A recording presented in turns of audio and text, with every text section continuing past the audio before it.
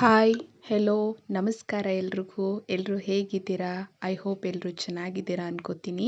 ಈ ವ್ಲಾಗಲ್ಲಿ ನಾನು ನಿಮಗೆ ಹಳ್ಳಿ ಕಡೆ ಮಾಡುವಂತಹ ಸಾಂಪ್ರದಾಯಿಕ ಅಡುಗೆ ಅಂತಲೂ ಹೇಳ್ಬೋದು, ಟೇಸ್ಟಿ ಅಂತಲೂ ಹೇಳ್ಬೋದು, ಸಿಕ್ಕಾಪಟ್ಟೆ ರುಚಿಯಾಗಿರುವಂತಹ ಹುಳ್ಳಿಕಟ್ಟು ಅಥವಾ ಹುರುಳಿ ಸಾರು ಅಥವಾ ಹುರುಳಿಕಾಳಿನ ಸಾರು ಅದನ್ನು ಮಾಡೋದನ್ನ ಹೇಳ್ಕೊಡ್ತಾ ಇದ್ದೀನಿ.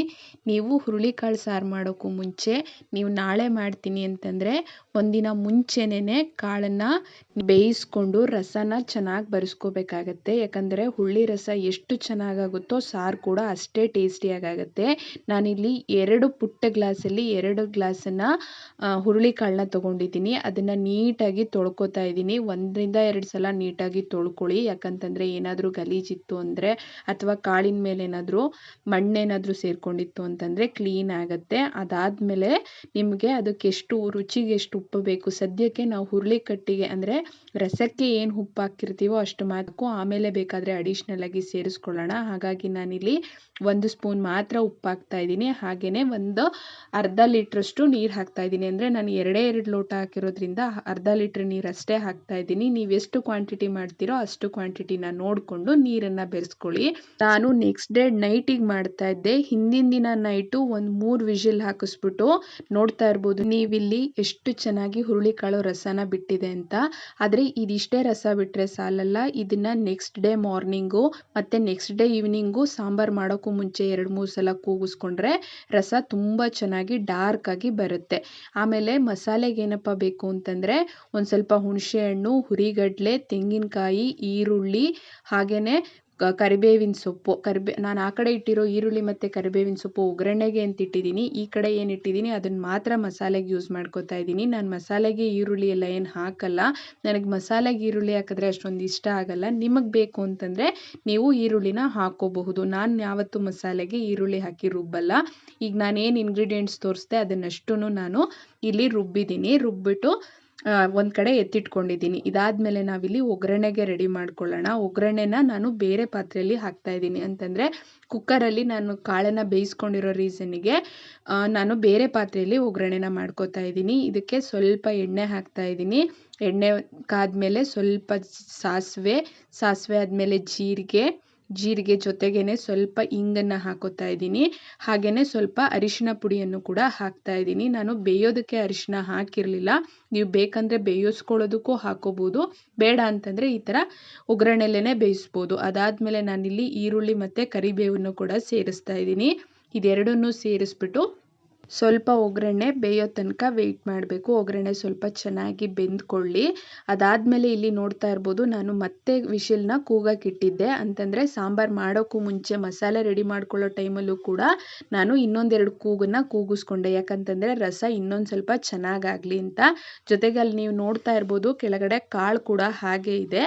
ಆ ಕಾಳಲ್ಲಿ ಒಂದು 2 ಸ್ಪೂನು ಅಥವಾ 2 ಸೌಟು ಕಾಳನ್ನು ನಾನು ಆಗಲೇ ರುಬ್ಬಿಟ್ಕೊಂಡಿದ್ದೀನಲ್ಲ ಆ ಮಸಾಲೆಗೆ ಸೇರಿಸ್ತಾ ಇದ್ದೀನಿ. ಏನಕ್ಕೆ ಅಂತಂದರೆ ನಮಗೆ ಸಾಂಬಾರು ಸ್ವಲ್ಪ ಥಿಕ್ನೆಸ್ ಬರಬೇಕು ಅಥವಾ ಟೇಸ್ಟ್ ಬರಬೇಕು ಅಂತಂದರೆ ಈ ಪ್ರೊಸೀಜರ್ನ ಯೂಸ್ ಮಾಡಬೇಕು. ಅಂದರೆ ಪೂರ್ತಿ ಕಾಳನ್ನ ಸೋಸ್ಬಿಟ್ಟು ಮಸಾಲೆಗೆ ಹಾಕೋಬೇಡಿ, ಅಲ್ಲೂ ಕೂಡ ಸ್ವಲ್ಪ ಬಿಡಬೇಕು. ಅದನ್ನು ಸ್ಮ್ಯಾಶ್ ಮಾಡ್ಕೊಳ್ಳೋಣ ನಾವು. ಹಾಗೆಯೇ ಇಲ್ಲಿ ನೋಡ್ತಾ ಇರ್ಬೋದು ನೀವು ನಾನು ಸ್ಮ್ಯಾಶರ್ನ ಯೂಸ್ ಮಾಡಿಕೊಂಡು ಆ ಕಾಳನ್ನೆಲ್ಲ ಸ್ಮ್ಯಾಶ್ ಮಾಡ್ತಾ ಇದ್ದೀನಿ. ಇಲ್ಲ ಅಂತಂದರೆ ನೀವು ಇನ್ನೊಂದೆರಡು ಕೂಗು ಹೆಚ್ಚಿಗೆ ಕೂಗಿಸಿದ್ರೆ ಕಾಳು ಅದಾಗೆ ಸ್ಮ್ಯಾಶ್ ಆಗೋಗುತ್ತೆ. ಅಂದರೆ ನೀರಿನ ಜೊತೆ ಸೇರಿಕೊಂಡು ಸ್ಮ್ಯಾಶ್ ಆಗಿರುತ್ತೆ. ನೀವು ಯಾವ ಥರ ಬೇಕಾದರೂ ಮಾಡ್ಕೋಬೋದು. ಹಾಗೆಯೇ ನಾನಿಲ್ಲಿ ಏನು ಮಸಾಲೆಗೆ ಕಾಳನ್ನ ಸೇರಿಸಿದ್ದೆ ಅದನ್ನು ಕೂಡ ಸೇರಿಸಿ ಇಲ್ಲಿ ರುಬ್ಕೊಂಡಿದ್ದೀನಿ. ಕಲರ್ ಡಿಫ್ರೆನ್ಸಿಯೇಷನ್ನು ಕೂಡ ನೀವು ನೋಡ್ತಾ ಇರ್ಬೋದು. ಯಾಕಂತಂದರೆ ಹುರುಳಿಕಾಳು ಹಾಕಿರೋದ್ರಿಂದ ಮಸಾಲೆ ಸ್ವಲ್ಪ ಕಲರ್ ಚೇಂಜ್ ಆಗಿದೆ. ಇದಾದಮೇಲೆ ಮತ್ತೆ ನಾನು ಏನು ಕಾಳನ್ನ ಸ್ಮ್ಯಾಶ್ ಮಾಡಿಟ್ಕೊಂಡಿದ್ದೆ ಅದನ್ನು ಕುದಿಯೋಕ್ಕಿಟ್ಕೊಂಡು ಅದಕ್ಕೆ ಈಗ ಮಸಾಲೆನ ಆ್ಯಡ್ ಮಾಡ್ತಾ ಇದ್ದೀನಿ. ನೀರನ್ನ ನೀವು ಕನ್ಸಿಸ್ಟೆನ್ಸಿ ಸ್ವಲ್ಪ ನೋಡ್ಕೊಂಡು ಆ್ಯಡ್ ಮಾಡಿ. ತುಂಬ ಜಾಸ್ತಿ ನೀರು ಆ್ಯಡ್ ಮಾಡಿದ್ರೂ ಕೂಡ ಸಾಂಬಾರು ಅಷ್ಟೊಂದು ಟೇಸ್ಟ್ ಆಗಲ್ಲ. ಯಾಕಂತಂದರೆ ಹುರುಳಿಕಾಳು ರಸನೇ ಜಾಸ್ತಿ ಇರಬೇಕು, ನೀರನ್ನ ನೀವು ಸ್ವಲ್ಪ ಕಡಿಮೆನೇ ಆ್ಯಡ್ ಮಾಡಬೇಕು. ಹಾಗಾಗಿ ನಾನಿಲ್ಲಿ ಸ್ವಲ್ಪ ನೀರನ್ನ ಆ್ಯಡ್ ಮಾಡ್ತಿದ್ದೀನಿ. ಹಾಗೆಯೇ ನಾನು ಆವಾಗಲೇ ಒಗ್ಗರಣೆನ ಏನು ಬೇಯಿಸಿಟ್ಕೊಂಡಿದ್ದೆ ಅದನ್ನು ಕೂಡ ಇಲ್ಲಿ ಸೇರಿಸ್ತಾ ಇದ್ದೀನಿ. ನೀವು ನೋಡ್ತಿರ್ಬೋದು ಈರುಳ್ಳಿ ಮತ್ತು ಕರಿಬೇವಿನ ಹಾಕಿ ಏನು ಒಗ್ಗರಣೆ ಮಾಡಿಟ್ಕೊಂಡಿದ್ದೆ ಅದನ್ನು ಕೂಡ ಇವಾಗ ನಾನಿಲ್ಲಿ ಹಾಕ್ತಾ ಇದ್ದೀನಿ. ಮತ್ತು ಇದಕ್ಕೆ ನಾನು ಸಾಂಬಾರು ಪೌಡರ್ನ ಆ್ಯಡ್ ಮಾಡ್ತಾ ಇದ್ದೀನಿ. 1 ಸ್ಪೂನು ಅಥವಾ 1/4 ಸ್ಪೂನಷ್ಟು ಸಾಂಬಾರು ಪೌಡರು, ಹಾಗೆಯೇ 1 ಸ್ಪೂನು ಚಿಲ್ಲಿ ಪೌಡರ್ನ ಆ್ಯಡ್ ಮಾಡಿ ನೀಟಾಗಿ ಮಿಕ್ಸ್ ಮಾಡ್ತಾ ಇದ್ದೀನಿ. ಇದಿಷ್ಟು ಮಿಕ್ಸ್ ಆದಮೇಲೆ ಸಾಂಬಾರು ಚೆನ್ನಾಗಿ ಕುದಿ ಬರಬೇಕು. ಕುದಿ ಬಂದಷ್ಟು ಕೂಡ ಸಾಂಬಾರು ತುಂಬ ಟೇಸ್ಟಿ ಆಗುತ್ತೆ. ಈ ಹಂತದಲ್ಲಿ ಉಪ್ಪು ಸರಿ ಇದೆಯಾ ಅಂತ ಚೆಕ್ ಮಾಡಿಕೊಂಡು ಶಾರ್ಟೇಜ್ ಇದ್ದರೆ ಒಂದು ಸ್ವಲ್ಪ ಹಾಕ್ಕೊಳ್ಳಿ. ನನಗಿಲ್ಲಿ ಸ್ವಲ್ಪ ಕಡಿಮೆ ಅನ್ನಿಸ್ತು, ಹಾಗಾಗಿ ಸ್ವಲ್ಪ ಉಪ್ಪನ್ನು ಆ್ಯಡ್ ಮಾಡ್ಕೊತಾ ಇದ್ದೀನಿ. ಅದಾದಮೇಲೆ ನೋಡ್ತಾ ಇರ್ಬೋದು ಇಲ್ಲಿ ಸಾಂಬಾರು ಕುದಿ ಬರ್ತಾ ಇದೆ, ಹಾಗೆಯೇ ಕಲರ್ ಕೂಡ ಚೇಂಜ್ ಆಗಿದೆ. ಕೆಲವೊಬ್ಬರು ಈ ಸಾಂಬಾರಿಗೆ ಬೆಲ್ಲ ಕೂಡ ಯೂಸ್ ಮಾಡ್ತಾರೆ, ಬಟ್ ನನಗೆ ಸ್ವೀಟ್ ಹಾಕಿದ್ರೆ ಅಥವಾ ಬೆಲ್ಲ ಯೂಸ್ ಮಾಡಿದ್ರೆ ಅಷ್ಟೊಂದು ಇಷ್ಟ ಆಗಲ್ಲ ಅಂತಂದ್ಬಿಟ್ಟು ನಾನು ಅದನ್ನು ಹಾಕಿಲ್ಲ. ನಮ್ಮ ಕಡೆ ಬೆಲ್ಲ ಹಾಕಿ ಮಾಡೋದಿಲ್ಲ. ನನಗೆ ಸಾಂಬಾರು ಪರ್ಸ್ನಲಿ ಖಾರವಾಗಿದ್ರೇ ತುಂಬ ಇಷ್ಟ ಆಗುತ್ತೆ, ಹಾಗಾಗಿ ನಾನು ಅದನ್ನೆಲ್ಲ ಆ್ಯಡು ಮಾಡಲ್ಲ. ಜೊತೆಗೆ ನಾನು ಯಾವ ಥರ ಸಿಂಪಲ್ಲಾಗಿ ಮಾಡ್ತೀನೋ ಅದೇ ಥರನೇ ನಿಮಗೆ ಕೂಡ ಶೇರ್ ಮಾಡ್ತಾ ಇದ್ದೀನಿ. ಈ ಪ್ರೊಸೀಜರ್ ನಿಮ್ಗಳಿಗೂ ಕೂಡ ಇಷ್ಟ ಆಯಿತು ಅಂದರೆ ಒಂದ್ಸಲ ಟ್ರೈ ಮಾಡಿ. ಹಾಗೆಯೇ ಹೇಗಾಗಿತ್ತು ಅಂತ ಹೇಳೋದನ್ನ ಕಮೆಂಟ್ ಮೂಲಕ ತಿಳಿಸಿ. ನನಗೆ ನಿಮ್ಮ ಕಮೆಂಟ್ ಓದೋದಂದರೆ ಸಿಕ್ಕಾಪಟ್ಟೆ ಇಷ್ಟ ಅಂತ ನಾನು ತುಂಬ ವ್ಲಾಗಲ್ಲಿ ಹೇಳಿದ್ದೀನಿ. ನೀವು ಕಮೆಂಟ್ ಮಾಡಿದ್ರೆ, ಸಬ್ಸ್ಕ್ರೈಬ್ ಮಾಡಿದ್ರೆ ಅದೇ ನನಗೆ ಇನ್ಸ್ಪಿರೇಷನ್ನು. ಅದೇ ಇನ್ಸ್ಪಿರೇಷನ್ನಿಂದ ನಾನು ಇನ್ನೂ ಹೆಚ್ಚು ಹೆಚ್ಚು ವೀಡಿಯೋಗಳನ್ನ ಮಾಡ್ತಾ ಹೋಗ್ತೀನಿ. ನೀವು ನೋಡ್ತಾ ಇರ್ಬೋದು ಫೈನಲಿ ಇಲ್ಲಿ ಕುದೀತಾ ಇದೆ ಸಾಂಬಾರು, ಜೊತೆಗೆ ಕಲರ್ ಕೂಡ ಡಾರ್ಕ್ ಆಗಿ ಬಂದಿದೆ. ಈ ಥರ ಡಾರ್ಕ್ ಆಗಿ ಬಂದಿರೋಂತಹ ಹುರುಳಿ ಸಾಂಬಾರು ಈಗ ಬಿಸಿ ಅನ್ನದ ಜೊತೆ ಸರ್ವ್ ಮಾಡ್ಕೊಳ್ಳೋಕ್ಕೆ ರೆಡಿಯಾಗಿದೆ. ನೀವು ಅನ್ನದ ಜೊತೆ ಇದನ್ನು ಟೇಸ್ಟ್ ಮಾಡ್ತಾ ಇದ್ರೆ ತುಂಬ ಚೆನ್ನಾಗಾಗುತ್ತೆ. ಜೊತೆಗೆ ಈ ಸಾಂಬಾರ್ದು ಏನಪ್ಪ ಅಂತಂದರೆ ಬೆಳಿಗ್ಗೆ ಮಾಡಿದ್ರಿ ಅಥವಾ ರಾತ್ರಿ ಮಾಡಿದ್ರಿ ಅಂದರೆ ಅದು ನೆಕ್ಸ್ಟ್ ಡೇಗೆ ಇನ್ನೂ ಟೇಸ್ಟು ಡಬಲ್ ಆಗ್ತಾ ಹೋಗುತ್ತೆ.